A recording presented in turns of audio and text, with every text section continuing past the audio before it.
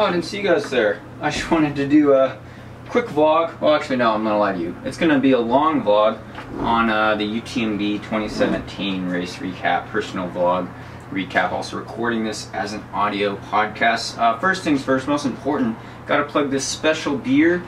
Patreon supporter Stefan, who's out there helping at the aid stations and got some of the film clips that'll be in this vlog of the race, of my race. Gave me a selection of great beer from Europe. This is very tasty. It's actually IPA style.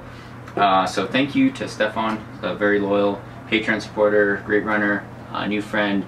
Really cool to meet a lot of people out there in Chamonix who came from all over the world, and some of you I know had even said that you watch my YouTube videos. So very cool to see and meet a lot of you in person. So on to the vlog. Gosh, it's been a couple days. Sandy and I have obviously come back to Boulder. Fortunately, I had to leave right after the race, pretty much. But yeah, it was a tough one. It was a tough one for me, and this will be the official end of this series. So if you don't like the intro music, you won't have to listen to it for a while. But there'll be more series and maybe more music video intros for different goals and things like that. But if you don't know the results of UTMB, they're out there. And for me personally, it was a very, very tough race. I think when your expectations are up here and you have your goals, series of goals up here, and then you end up in reality down here and you have this nightmarish, disastrous type of performance in terms of race performance, is a total disaster. It's probably the worst ultra race of my life by far. I thought Comrades was rough, getting 15th or 13th place at Comrades 2 years ago, getting 11th at Western States. I thought those were pretty rough, you know, fall apart walking type of performances. Well, I was 50th at UTMB this year, and you know, that's still, you know, a huge accomplishment to finish the race, and all the people that rolled past me who are running great races. It just kind of shows the competitive depth, I think, of UTMB. It also shows that, you know, in really long duration mountain ultra trail races, when things go bad, they get exponentially bad. So for me, to have my expectations up here and to have a bib number, you know, be seated number 5 in the race based on ITRA score, not sure if I really deserve that, but and then to finish so far behind your bib seed number, I guess, is pretty discouraging. But also to know that your time goal, roughly, I probably spent 5 hours out on the course longer than I thought I would. So that was a really tough reality, and I was walking a lot of the last 40 miles, and I'll get into the details of why I think that happened and kind of how the race went blow by blow. But first off, congrats to all the finishers, all the participants, all the people that rolled past me that were really strong in the second half of the race, because that was also one of my goals, was to finish the second half of the race stronger and to kind of more even split, so to speak. And I epically failed in that goal. I epically failed in my place goal of trying to get top 5, top, you know, podium, or top 10 even, or top 20 even, or kind of, you know, running the closer to 21 hour type of range. I epically failed in those goals, and you know, it happens sometimes. What can I say? But I don't want to come up with a bunch of excuses, but I will go into some of the details and some variables and stuff that I learned out there on the course. But you know, a lot of the people that pass me, you know, they work full-time jobs, they have families, they have limited time to train, and they're running these great races and running smart races, and just flying past me in the last 50K or the last 30K. This is really inspiring to see, you know, people reaching their goals in adverse weather conditions on this really tough mountain course around Mount Blanc. It's an inspiring place to be, and to see, you know, the intensity and the speed of the real podium finishers and the top runners, and people recognizing their dreams is also a big positive and a big takeaway. So hats off to Francois Dain for winning the men's title in what is arguably the most competitive ultra trail race in world history, as well as Nuria Pikas for winning for the women, and you know, all the podium finishers. It's you know, great performances out there, and I'll list off some other maybe examples that you know, inspire me as well. But yeah, and just to tough it out, you know, no matter how slow you are power hiking, even with poles up some of those climbs in the second half, no matter how slow you go and how long it takes you, it is still very, very hard, because you're very, very tired and you've been out in the elements for 1 or 2 nights even, And so to finish is, you know, that was the only goal I accomplished, was to make it to the finish line. And it could be worse. It could have been a lot worse. I could have fallen again and cut my knee open. I could have, you know, fallen off a cliff and died or something.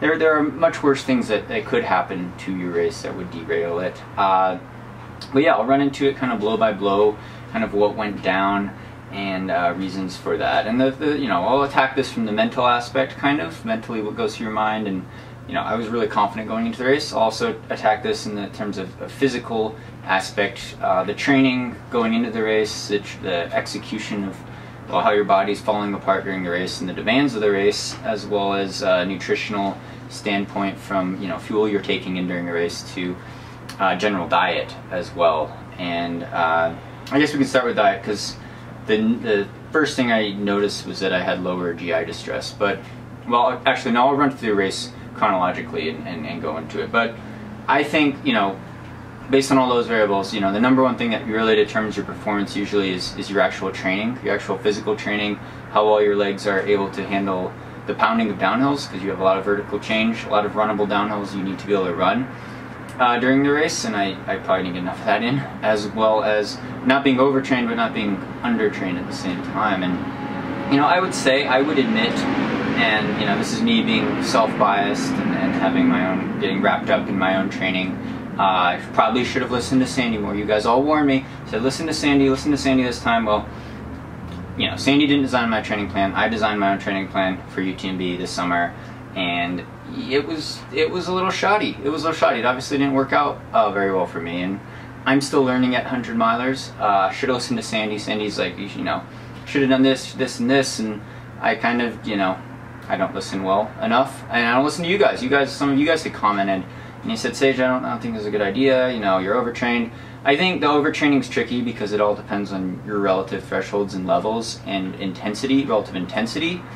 So I don't think I was overtrained. I think I overtrained a little before Speed Goat though, and Sandy pointed that out actually, because it was, you know, building up from Mount Washington 12K race had good fitness there. Mount Blanc Marathon was a week later. Things were a little shoddy. I hadn't done enough long stuff. Mount Blanc Marathon, probably, you know, that didn't bode well for racing on the trails around Chamonix. Actually, the finish was the same as the Mount Blanc Marathon course. And then to run slow at Speed Goat, to run 20 minutes off my personal best time at the Speed Goat 50K, was probably another red flag in there. And I, you know, in retrospect, benefit of hindsight, I probably shouldn't have raced Speed Goat, because I had to taper down too much for that, and then it scared me, so then I really tapered down. And Sandy looked at my Strava and she's like, you know, after Speed Goat, you were only running these 70, 80 miles a week. I'm like, yeah, so I was scared. I'd been overtraining. I wanted to recover. But, you know, if you look at a guy like Tim Tolleson, and we'll go more into the inspiration of Tim Tolleson, he's consistently hitting 110 miles a week, 100 to 110 miles a week. So nothing, you know, totally insane, but just very, very consistent. Hitting consistently 18,000 to 20,000 feet of vertical weight. Very consistently. Training on ski slopes, much like Dylan Bowman trained on ski slopes. Very consistent. I think training on ski slopes is actually really good for a lot of US runners, because you could practice bombing some of those downhills, which are like running down ski slopes more than some of the mountain trails, but enough excuses on my part. So should have listened more to Sandy. That would be more of the training leading into the race. There wasn't much I could do. I think I maybe had already shot myself in the foot because of my performance around Speed Goat, and you know, what can you do in that short period of time? And you know, in retrospect, maybe racing 100K in May or April would have been a better idea than trying to do, you know, a 12K like Mount Washington, where I got all caught up on trying to get my speed and short climbing ability back, and then, you know, racing frequently any surface, any distance. Even though I said it was my mountain year, I'm not running like a great mountain runner, at least on the UTMB course. So, you know, you eat your humble pie when things go epically wrong and you put yourself out there. And you know, I'd be open to you guys commenting and offering criticism as well on this, or things you saw, because you get self-bias, and I don't want to come up with a lot of excuses, you know, woulda, coulda, shoulda, but at the same time I try to probably overthink it and look at it kind of in an analytical sense. And you know, Strava is a good training log. Not everyone posts all their training on Strava, but I do, and I think you know, maybe guys like Tim Tolleson do, at least their running training, we should say. So anyway, mentally I was still very confident going into the race. Mentally, I I really thought I could get top 5 or top 10 and be up there in contention for the win, but strategically I wanted to run a very conservative race this year. 2 years ago in 2015, I went out with the lead pack. I was in the top 5 when I fell, and it was a lot faster. I went out a lot faster that year than I did this year. It wasn't as fast as they went out this year, but it was cooler weather conditions this year. It was cooler weather conditions. You know, this year was really, really competitive and a lot of competitive depth, whereas in 2015 it was very competitive, but you didn't have as many really super fast front runners. So, you know, I know what it's like to go out in the lead pack at UTMB. I think maybe in the future I probably would go back to that strategy, even though I know early on it could be kind of a suicidal pace, so to speak. And so I went out conservatively this year, right where I wanted to be. You know, top 20, top 25 pretty much heading into the first 10-20 miles. It started raining pretty hard on the Canaday right when it was getting dark, and I was really looking forward to the climbs, getting into the mountains, and I thought I was about 8 or 10 minutes off the lead pack at that point, 20 miles in, 32 kilometers in roughly. Started up that climb. I didn't want to take it too hard. Dave Laney and Scotty Hawker came flying up from behind me, and I was a little surprised because I thought I was climbing pretty hard, and but they're obviously great runners and ended up in the top 20. Actually, I think Scotty Hawker was 11th and Dave Laney was 14th, and I knew Dave was passed at UTMB, being on the podium. So you know, I just assumed guys like Dylan Bowman and Tim Tolfson were right ahead of us, when in reality they had opened up a gap, and the lead pack had really opened up a gap, or at least the top 5 guys had really opened up a gap.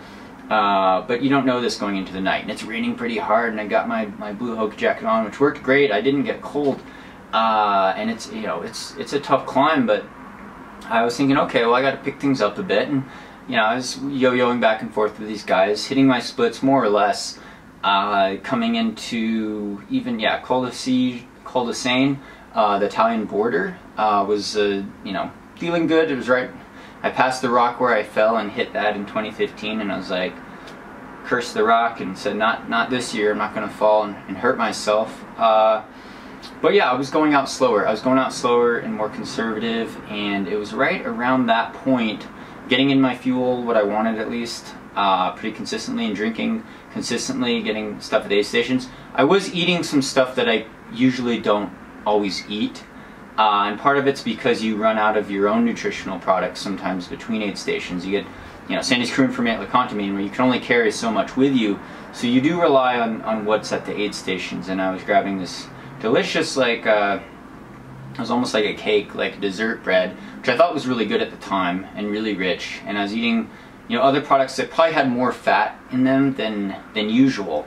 And I don't know if it was also something maybe that Sandy and I ate, or I ate before the race, but you know, anytime you're in a foreign environment, you're not eating exactly the same foods that you're used to at home. But you know, I was eating avocado with my pasta, and a little more fat than I usually would eat. I usually have a generally lower fat type of diet, and I feel like I almost ate too much fat, because all of a sudden, and this kind of maybe was why my climbing pace had slowed a little bit at this point in the race. This is around 30 miles in, 50k in.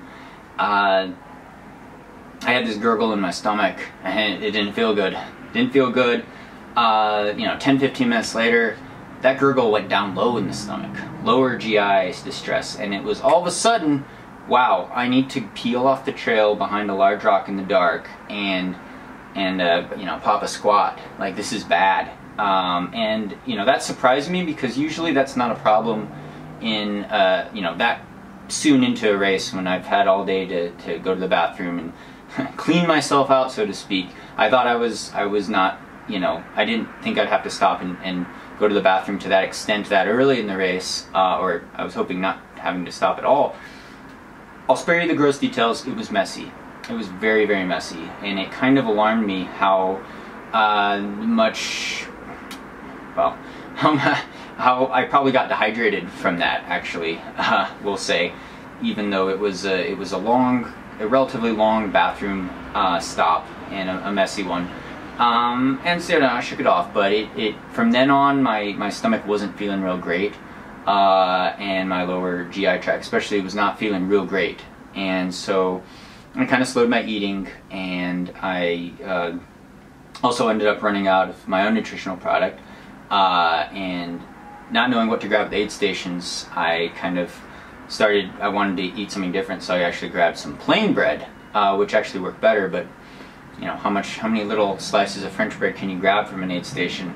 So running out of stuff, coming into Courmayeur around the halfway point, I was desperate. There was an aid station, it was a drink-only aid station before Courmayeur, and I really needed some calories. I'd been going for an hour maybe without any calories really, and not drinking enough probably. It's in the middle of the night, it's like 2 in the morning, and so I grabbed a couple cups of Coke from the aid station. That's all they had, it was Coke or water. So I was like, you need some calories, like, you gotta drink the Coke. I wasn't planning on drinking Coke before mile 50 or mile 60, or even at all, hopefully during the race, but I felt like I needed calories, and that makes my stomach go now even more, usually, is full strength Coke. And you know, in the past that used to really save me, but in terms of how my stomach felt, it did not help. It did not help. Too much of a big sugar spike, sugar rush there. So coming into Courmayeur, my stomach's not feeling real great, but I'm pacing it well. I'm, you know, 21st place. I think I'm relatively close to the lead, but I've been falling behind. I've been falling behind my splits, and I really wanted to come into Courmayeur a bit faster than what I did, and I really wanted to be feeling better when I came into Courmayeur, and I wasn't. And I think mentally that really throws you off, because here I'm like, oh, I'm going out conservative. The race is going to start after Courmayeur at Bertone, 100 km, and I don't feel good going out slow. And so you don't want to be in that position, and then you're thinking, oh, I got to move up a lot because I'm in 21st place and I want to be top 10, top 5. So either a lot of guys got to drop out, which they didn't this year, not as many top runners dropped out this year, or I got to start passing a bunch of people, which I wasn't, which was really alarming. So, you know, mentally that kind of puts you in a weak spot, I think, or at least it did for me. But I was fighting, and I was still confident that I could move up. And so coming out of Courmayeur, I'm running up the street, and but the stomach's not getting any better. Stomach's not getting any better. I told Sandy I wanted to kind of change my nutritional strategy at that point, but I really wasn't feeling like eating anything, so I just decided kind of not to, because you know, I've tried to force stuff down, and you start dry heaving, and you feel nauseous, and it's not good. But I think I also wasn't drinking enough, and the dehydration also leads to nausea as well sometimes. So, you know, you're working hard.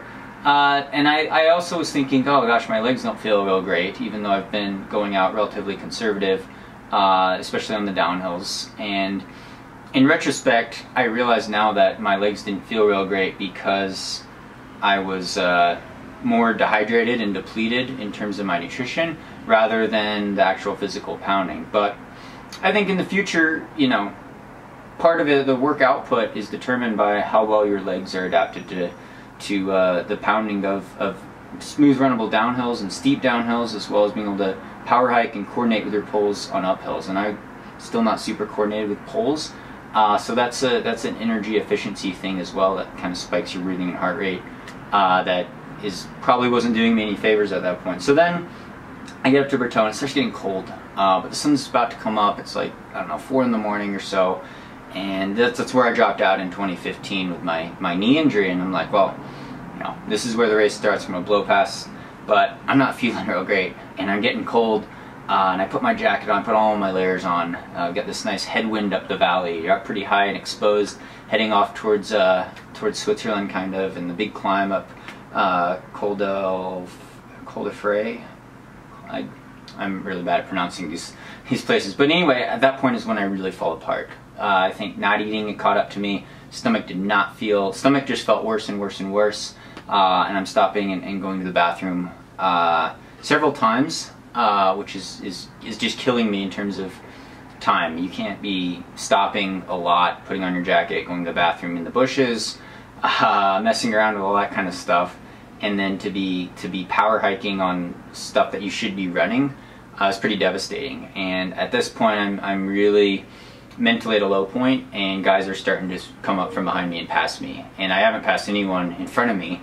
And I'm thinking, wow, like, you're starting to move from trying to be competitive and race your ideal race to going into survival mode and trying to stay warm. And I knew that was an important factor because we had rain, we had snow coming up yeah, the big climb up into Switzerland around mile, gosh, 65 or 68, it was freezing cold. It was freezing cold, it was snowing, and I know some people probably got cold, but you know, I was able to manage that okay, but I wasn't managing the downhills okay anymore, and I'm like, my quads are blown out, this is a nightmare, I want to quit, this is going to be a horrible race, and you know, guys are flying past me, and it's, you know, they offered a lot of encouragement. People were really nice, and I tried to get out of their way on their trail, and they're passing me because they're running great races. They're running smart races. They're executing their dream race, a lot of those people, and they're being competitive. And I was going backwards. I was going backwards exponentially at that point. And so mentally, you know, that is hard. And I, you know, would ask what's going on in the lead. I was curious, but I was also pretty out of it. I was pretty out of it, and you know, in hindsight, I thought my quads were burned from the downhills, and they felt bad, and I was walking down some downhills that I could have run, but mentally I was checked out kind of, and I was in the survival shuffle mode. And so when you're walking runnable downhills, that's also pretty bad, and when you have 40 miles to go, you're kind of just like a sitting duck out there. But in reality, I hadn't blown up my quads. My quads just felt totally shot and dead, and my muscles felt dead because I was dehydrated, hadn't been eating enough. So after those big climbs, after crossing into Switzerland around mile 70 in La Foulée, come in there, see Brian Palvine far, I'm like, I'm gonna drop out. I'm gonna drop out. This day's horrible. It's a disaster. But he encouraged me, and I decided not to. I decided I could go to Champay-Lac, which is like 14 kilometers away, 10K away, to meet Sandy, and that was the first crew point I'd seen her since Courmayeur. And so, you know, it was tough. It was tough, and from then on, it was about finishing. And I would actually eat soup and bread at the aid stations and sit down at the aid stations and just take my time. And to finish was really hard. And that's kind of the way it continued through Triant and Valorsine. And we'll pull up some clips. There from the race. My buddy Stefan shot these clips. You could see, well, those previous clips at the start, super competitive race, as well as through the Contamine there, right when it was getting dark, and then these clips here around, I believe, Champay, Triant, Valorsine, yeah, running out of Valorsine, be this clip. And you know, I was able to move actually after eating soup and bread at the aid stations and hitting the hard, you know, resetting several times. I was able to run a lot more in the last 20 miles, but I was, you know, my competitive race was essentially over, and I was trying very hard to get to the finish line. It's very hard to finish this race, so hats off to, you know, all the people that persevered out there. And I couldn't imagine being out there for 2 nights. It was getting dark right when I finished, 26 hours in, a little over 26 hours, so it's getting dark. I probably should have pulled my headlamp out again on the final descent, but you know, a lot of people are finishing after running for a full 2 nights, and it was cold and rainy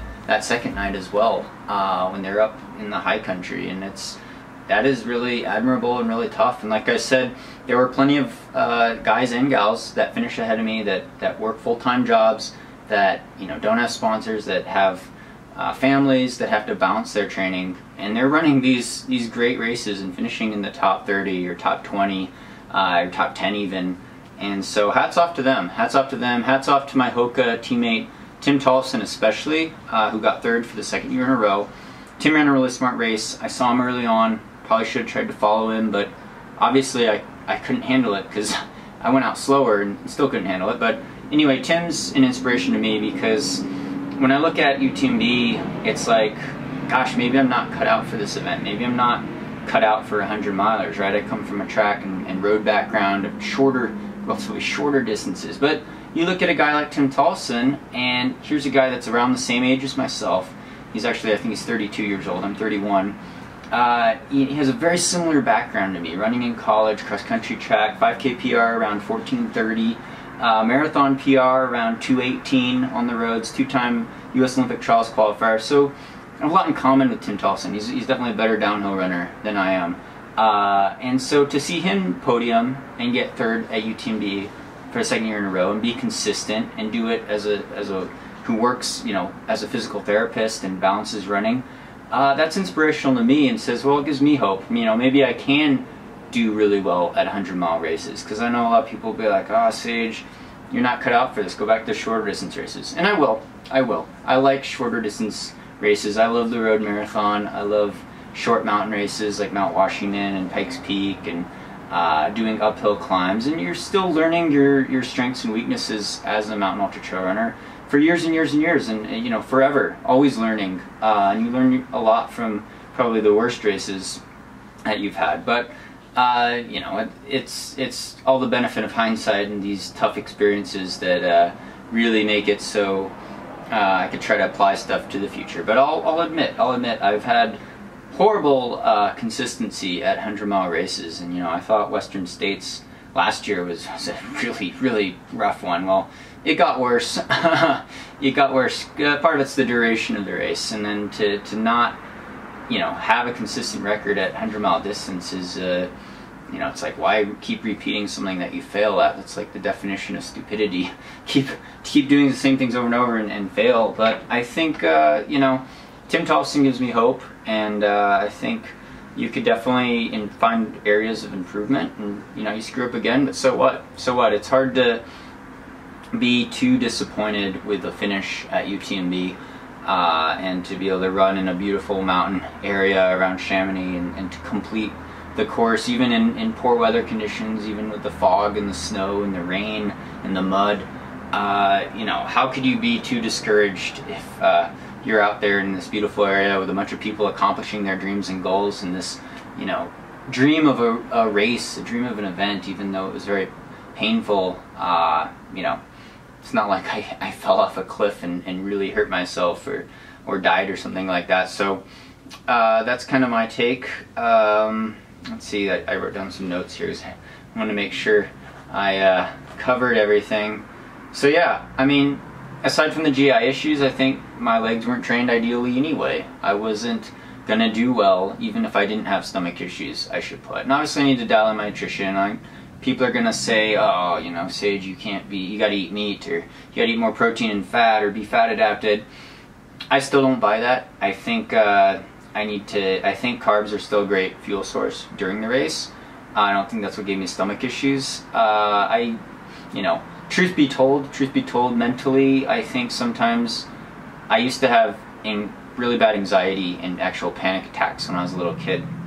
And one of my panic attacks would be that if I was in a big nervous situation, usually like at a formal dinner or like out at a dinner at a restaurant or something, I would get really nauseous. And that would be kind of my panic attack, would get nauseous and actually dry heave and make a big scene in a formal restaurant. And that was kind of an anxiety thing. And I think sometimes when we're in stressful situations like a race, you could definitely have a panic attack and manifest this nausea or something like that that'll cripple you, it'll slow you down. So I'm not saying I'm, you know, full on mentally tough and totally didn't mentally lose it a little bit when I was struggling, because the mental game is definitely part of race execution, and I definitely overthink things as well, which you probably could tell from these vlogs. But yeah, I think I would change my training as well. I think the ski slope training is a good idea if you're in the US, to actually really work on pounding the quads on the downhills, because that was definitely a weakness of mine, as well as coordinating with the poles better. Doing a power hike where I'm not moving the poles with every step, because that over the long run tended to not be as efficient and seemed to be very energy costly. And if you look at a guy like Francois Dane, who won, he's using the poles very efficiently on the downhill. Probably helps if you're a skier. I am not. So yeah, you know, little things like that I think could all add up, as well as general healthy diet, eating a lot of antioxidants. And I think I tapered too much after Speed Gut, actually. I think I should have just kept consistent 100-mile week volume and 20,000 feet of climbing type of volume, as well as relative intensity. I think I didn't do enough intensity after Mount Blanc Marathon. I respond well to short hill reps and short threshold efforts, up hills, and the intensity to compete at the top level to me is very high, actually. It's surprisingly fast how fast it feels when you have to run, you know, 6 or 7 minute miles on some of the flat sections, and you're like, oh, it's a 100-mile race, I gotta just survive and pace myself. No, if you want to be top 5 in that race, you have to be able to run fast, which is kind of ironic coming from a road marathon background and a shorter distance track racing background. But yeah, I should have still done some faster runs instead of just focusing on just doing, you know, a bunch of long, slow slogs. I think my form got a little sloppy as well over time. But yeah, I'm still figuring these things out. And again, I don't want to come off as making a bunch of excuses just because, you know, I didn't do well, I didn't meet my expectations. But, you know, I am really disappointed. I'm really disappointed. It's hard when you're that far off,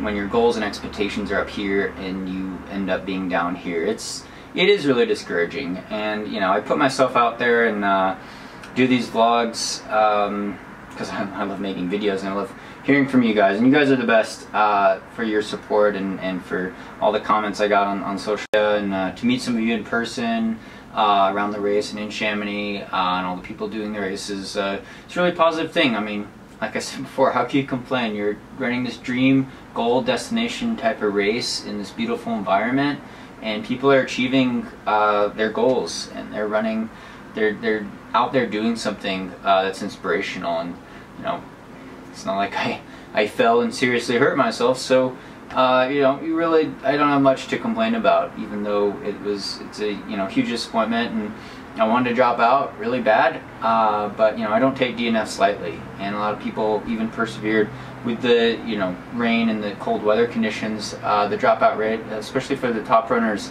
was actually relatively low this year. So, you know, hats off to all the people that really finished strong and persevered and trained more specifically for this race than I did. But, you know, I screwed up. Happens. Moving on. Do want to go back there. I always feel like do a lot of races again because I just want to improve on them and prove to myself that, you know, I can improve and to learn from that. So that's really the big takeaway. So I'm still looking at my notes, make sure I covered everything I wanted to cover here. I think I did, though, so we'll wrap this up. Super long vlog. Thanks again to all the Patreon supporters for really making all these videos possible. I'm going to keep doing this as long as I can because I love it. I love making videos and interacting with you guys on here. Feel free to post any comments, criticisms, and I will say, in terms of the diet, I've been vegetarian for 31 years, so my whole life vegetarian, not worried about the protein intake. Maybe I don't get enough protein, I don't know, legs didn't feel real great, but I don't think that's it. Like I said before, your actual training is going to matter a lot more than your everyday diet still. Diet definitely plays a huge role in health and your overall running performance, but it's not the end all. I ate junk food in college and ran pretty fast a lot of times, as well as after college, running road marathons. But what I'm going to do next, is I'm going to take some time off, take a break, reset. Still debating on what the next race will be, but I am tempted to go back to a road marathon and try to qualify for the Olympic trials in 2020. The window in the US opens up at the end of this year, and I made it my goal, I made it my mission in 2016 when I missed by 12 seconds the Olympic trials last time, that I said when that window opens up, you need to go after it and get it. None of these last minute qualifying attempts. I want to qualify for the trials. It's always been a big goal of mine in running. It would be my third US Olympic trials. Got to run under 2:19 on a certified course. I think it's right in my realm, and it's a great goal, great change up from the mountain season that I just had that was kind of a failure. Because I know I could train. I'm pretty confident I could get back down to 2:20. Whether or not I could get under 2:19 again without really specific training is yet to be seen, but that's why it's a good goal, because it's right there and you're trying to improve and hit that. But it'll take time. It'll take time, and you got to respect the distance and the speed of the road marathon. The other consideration would be doing maybe North Face 50 or something like that, championship style race. Very, very competitive. I love the competitive events, so that always draws me in. Love runnable 50 milers as well as 50Ks. So any surface, any distance, definitely going to keep mixing it up, but realize that, to have success at a big race like UTMB, it's going to take a more concerted effort, I think, and some different strategies, at least for my own body and my own training leading into next year perhaps. So definitely want to do that. Thanks so much again for all your support on here. Hope your running's going well. Thanks for following along. Again, follow me on social media at Sage Canaday, Twitter and Instagram, as well as Sage Canaday fan page on Facebook.